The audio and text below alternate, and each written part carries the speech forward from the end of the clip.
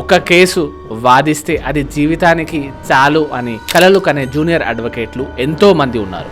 BCI నుంచి ప్రతి సంవత్సరం 5,000 మంది అడ్వకేట్లు బయటకు వస్తుంటే ఇందులో కేవలం 10 మంది మాత్రమే ప్రాక్టీస్ బాగా చేస్తున్నారు అని ఒక సర్వేలో తేలింది. రామ్ జెఠ్మలాని 17 ఇయర్స్ లాయర్గా ప్రాక్టీస్ చేశారు అంటే ఆయన ఎక్స్పీరియన్స్ అర్థం చేసుకోవాలి. అంతేకాదు ఆయనే న్యాయశాఖకు మంత్రిగా కూడా పనిచేశారు.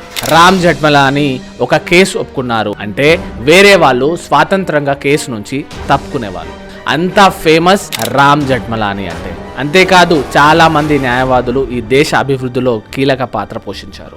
మహాత్మా గాంధీ, జవహర్లాల్ నెహ్రూ, డాక్టర్ బిఆర్ అంబేద్కర్, సర్దార్ వల్లభాయ్ పటేల్, సుభాష్ చంద్రబోస్ లాంటి గొప్ప నాయకులు ఈ దేశాన్ని ముందుకు తీసుకువెళ్లారు.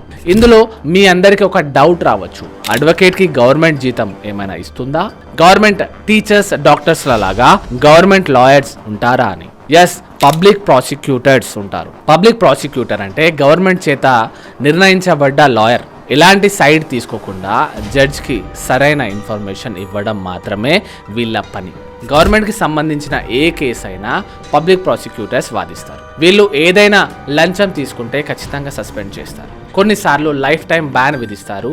ప్రతి స్టేట్కి వాళ్ళ బడ్జెట్ను బట్టి జీతాలు నిర్ణయిస్తారు. నెలకి 50,000 నుంచి ₹1,00,000 దాకా జీతం ఉంటుంది.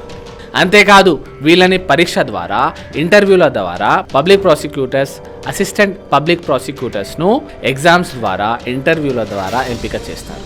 అలాగే సెంట్రల్ గవర్నమెంట్ కూడా పబ్లిక్ ప్రాసిక్యూటర్స్ను నియమిస్తుంది.